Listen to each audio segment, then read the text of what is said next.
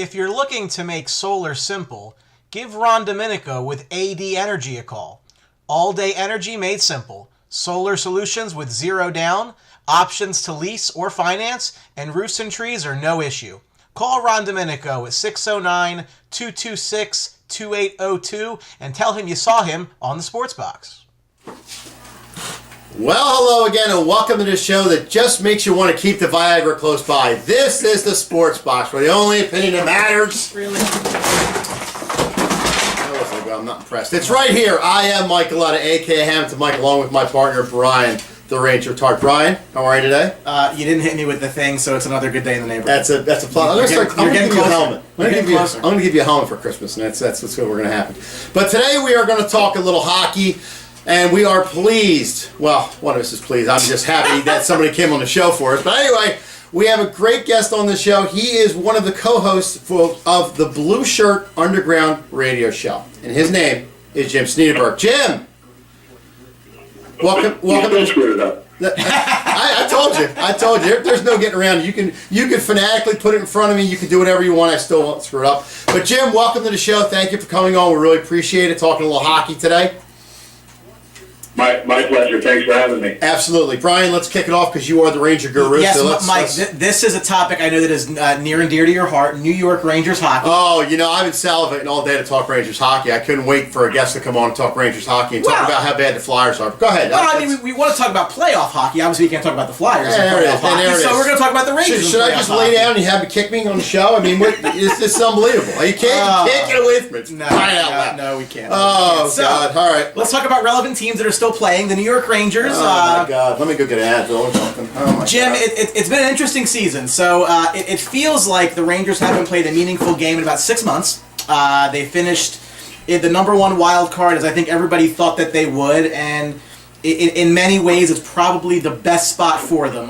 What are your thoughts on what you've seen from the Rangers this season?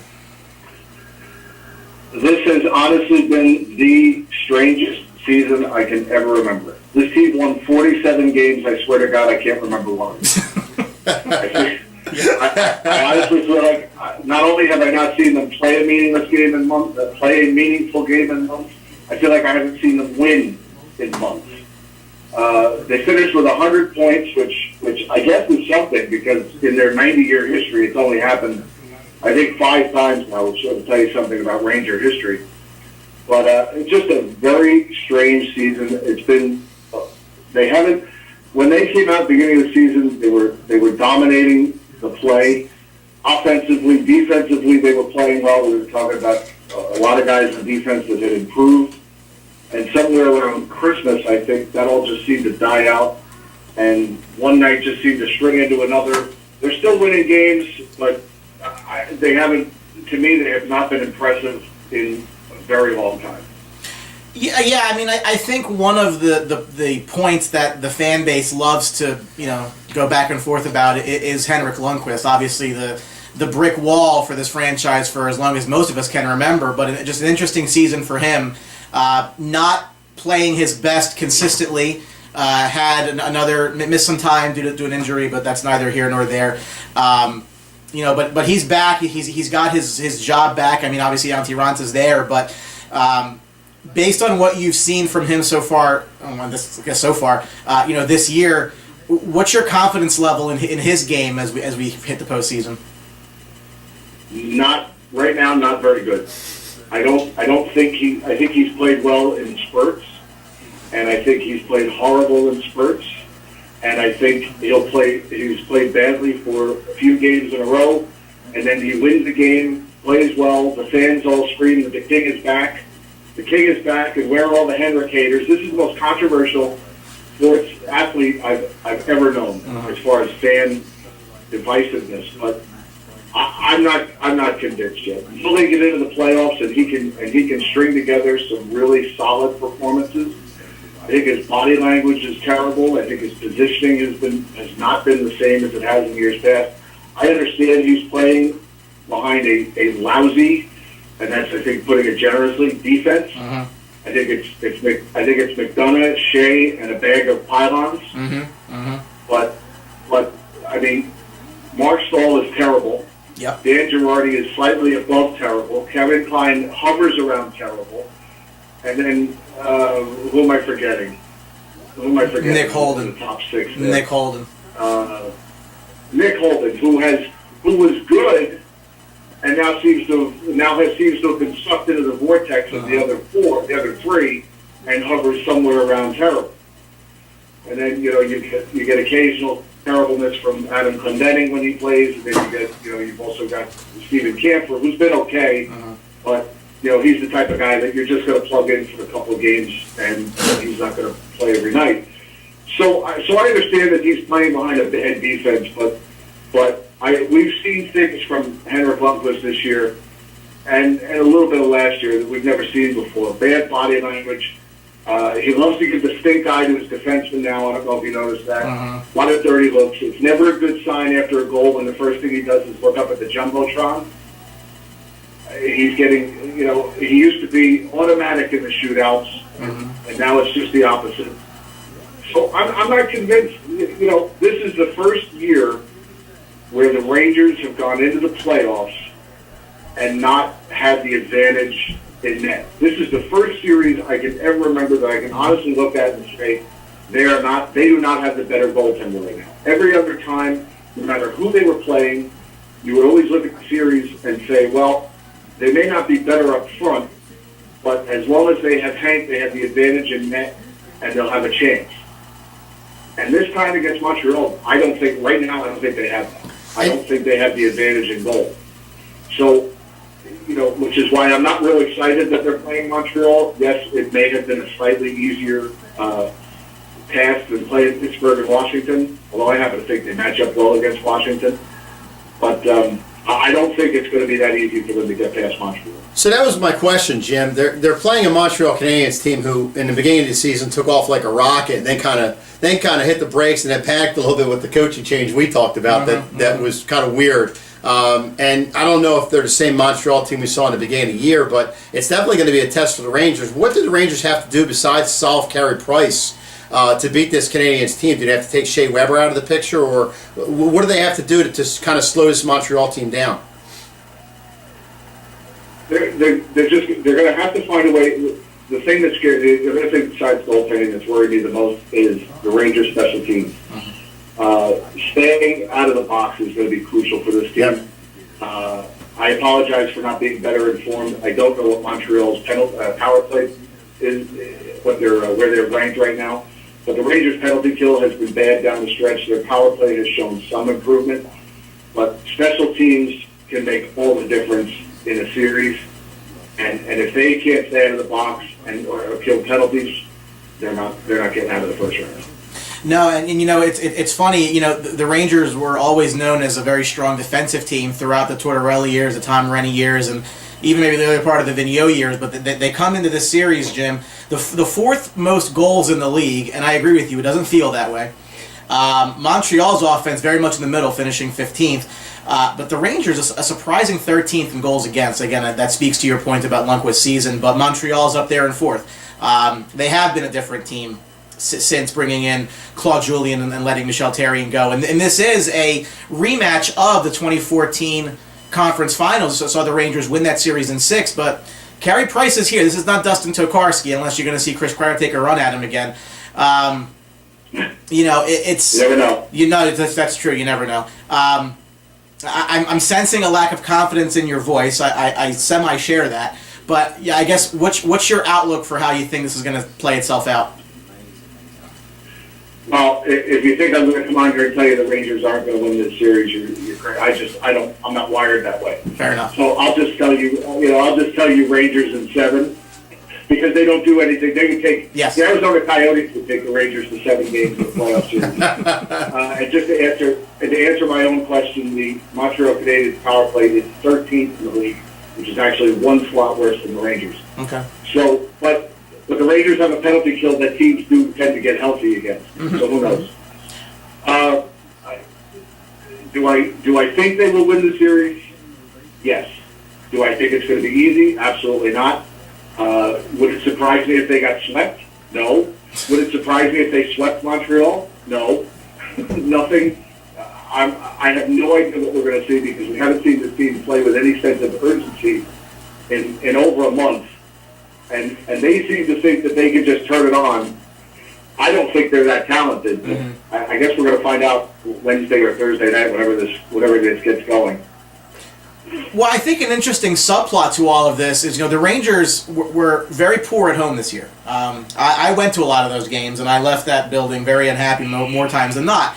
And they were excellent on the road. Top team in the league on the road. However, as Rangers fans will tell you, the Bell Center is not anywhere where we get excited to go, because all kinds of ridiculousness happens in that building, and you see them lose 6-5 games, all kinds of stuff that's just kind of like a house of horrors.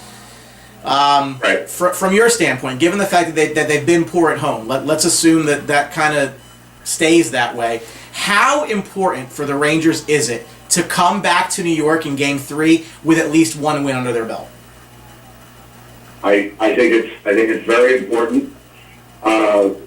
It's important for their confidence, but they're going to have, if they can't win at home, obviously they're not going to win 4 games at the Bell Center. Right. And yeah, they're a good road team, but this is not they're also a good road team because a lot of the places they go, whether it's Jersey, Philly, the Island, or Brooklyn, or South Florida, Dallas, Colorado, Phoenix, LA, they're not going to be playing in front of a whole lot of Ranger jerseys in the crowd. Mm-hmm. So, and this is not a place where Henrik Lundqvist plays. But he gave up. I think he played there once this year, gave up 4 goals, and I think the last 2 years prior to that, he didn't play at all at the Bell Center. He played okay there in the playoffs 3 years ago, giving up. I looked it up the other night. He gave up 4 goals in one game and was replaced by the great Cam Talbot. And then in the other game at the Bell Center, I think he gave up 1 goal, and then shut them out in another game or something like that. So he was a little uneven in the last playoff series there, and before that, he wasn't good at all. And he has admitted, his words, not mine, that the game has tendency to get too big for him in that building. So,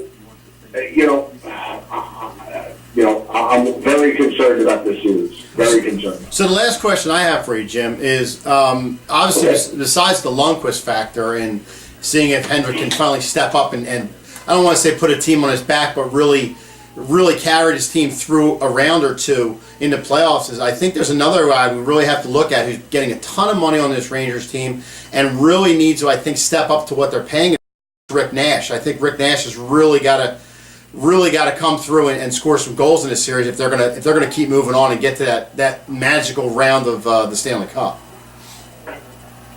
And I have absolutely no confidence that will happen. Yep. Rick Nash, I gave up 2 years ago on saying Rick Nash is having a great regular season, but let's see what he does in the playoffs. Yeah. Because I have no confidence, no basis for that happening. Any goal he scores in the postseason is icing on this cake. Mm-hmm. The Rangers. This was a guy who was once an elite scorer in the league, yep. And now we celebrate his 20 goal season. Mm-hmm. Used to be celebrate 30 and 40 goal seasons. Yeah. Now the Rangers treat his 20 goal seasons like a huge milestone. Doesn't that sound like a Claude Giroux they have down on the Flyers? Next year they'll celebrate his 15 goal season, then the year after his 9 goal season. And then his retirement. And if you just heard me, Jim, I just said, I know you guys think I'm not, the Rangers hater that I am, but that sounds like Claude Giroux with my Flyers. So exactly what's happening down there. So yeah, thank you for that insight.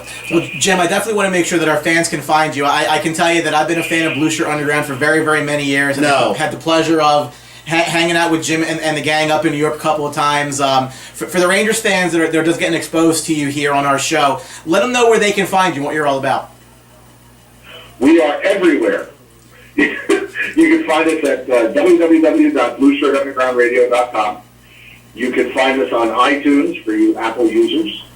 You can find us on we're on Facebook. We have a great Facebook group with over 1,800 people in it. Just look for Blueshirt Underground Radio. There is a Player FM website for us. If you search Blueshirt Underground Radio on Google, you'll find us to listen to if you have an Android phone. That's really the best way to find us. If you don't have iTunes, We're probably still on MySpace somewhere, and maybe. Did he just say MySpace? Oh my! If you don't We're still have, floating around on Angel Fire and Prodigy. There's a GeoCities website somewhere. if too, you don't have iTunes, folks, bump the little hamster in the wheel and get that thing going, because that's unbelievable. You don't have iTunes by now. That's crazy. I think my mom has iTunes. I think that's Wow. that's so. So yeah, there's lots of places to find us.